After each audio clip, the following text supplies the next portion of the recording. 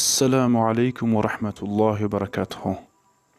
در اینجا بعضی موضوعهای فقهی که میپرسن برادرها، آیا با قاشق نقرگی یا که طلایی طعام خوردن، یا که مثلا برای بچه، برای مردک، مثلا سپیچکه ها یا که زنجیر بند های طلایی یا که نقرگی یا که گوشپار مثلا یا که چله، یعنی که یا که ساعت نقرگی یا که طلایی، برادر اینا همشون حرام هستند، درست نیستند برای مرد. چه خیلی که اگر هر کسی که بخواهد از کدام مذهبی که نگیرد این ناجایز هست، خاصتا در مذهب احناف اگر که بخواهد رد المختار دار المختار بیند، بخواهد اگر اختیار لتعلیل مختار بیند، اگر بخواهد هدایه را بیند، کدام کتاب فقهی که نبیند در محظورات یا که مباحات و محظورات همین چیزها در ذکر شده که هستند که جایز نیست است برای مرد، حرام هستند این چیزها. بله، در موضوع دندان ماندن، آیا این جایز است یا نه؟ اگر برای زینت اگر بگذارد جایز نیست، چون که هست برای مرد زینت دادن چی به طلا چی به نقره حرام هستند. اما برای دندان بجنبد، دیگر آهن اون چیزها ضرر داشته باشد در انسان، از کدام طرفش که نباشه، از جهتی بویش یا که از جهتی دیگر چیزهاش، اون مجبور میشه که یا نقره که طلا بگذارد. اینا اجازت میتن حضرت مفتیان معاصر، اینا اجازت میتن. نه که تا جایی که علاج باشه، اگر از صدف باشه خوبتر، اما اگر از طلا هم کردی اجازت میتن. الان خودتون از زبان اون مفتی صاحب گوش کنید انشاءالله چی میگوید. و علیکم السلام و رحمت الله. برادر عزیز، خوب هستی؟ سلامتی؟ این دندان گذاشتن از تنا جایز است.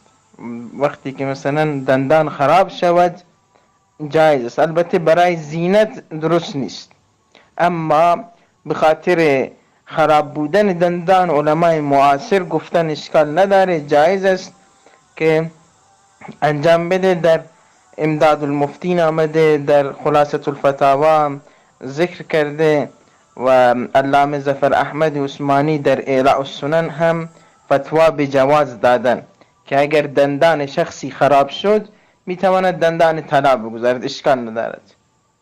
البته گفتم علت خرابی دندان باشد، اما اگر برای زیب و زینت و تجمل و تزیین این کار رو انجام بدهد، این بعداً درست نیست، ناجایز است. همچنین برای دندان هایی که تکان میخورند، یعنی دندان مثلا تحرک داره، برای اونها بعضی مثلا از القیای طلایی استفاده میکنند که دندان تکان نخورد. این نزد امام اعظم رحمه الله مکروه است، اما نزد امام محمد جایز است و در وقت ضرورت بر قول امام محمد هم میتوان عمل کرد. حتی برای تکان نخوردن هم میتوان از القیای طلایی استفاده کرد. الان شما شنویدین الحمدلله، این مفتیات زاهدان هستند. و دیگر که هست چله، بعضی برادر چله را میپرسند چله نقرگی چی؟ چله نقرگی حضرت برای مرد باشد چی برای زن باشد جایز هست نقرگی، اما طلای برای مردم حرام هست. اینکه بسیار مسئله های هستند که اونها احتیاج به تحقیق داره برادرها. بعضی سوال های میشوند که اونها جوابشان شاید تأخیر شود به سبب وقت نبودن، بعضی وقتا تنگ هستند، اونها را احتیاج به تحقیق دارن، وقت زیاد در کار است. یا اینکه بعضی مسائل هستند که احتیاج به تحقیق ندارن و اصلا مثلا میتونیم که از کتاب در حال نظر کرده و بگوییم که از ذهن خودمان، بله فراموش میشه بعضی وقتا و بعضی وقت نمیشه بر اون جواب گفتن. از شما بخشش میپرسیم، شما میتونین که اون دوباره به ما سوال بدین. هر چیزی که در اینجا مونده میشد، خاصا در همین سایتی آسانی تیوی، در کانال آسانی تیوی، حتما او از تحقیق میگذرد و همین خیلی جواب گفته نمیشود. حتما از کتاب ها نظر کرده و اون چیزی که در ذهن ما باشه مثلا که به تحقیق بود دوباره تحقیق کرده، اونها را ما انشالله با شما جوابشان میگیم به قدر استطاعت. شما همین قضیه که این درس را به دیگران برسانید تا اینکه از این مسئله به خبر باشند.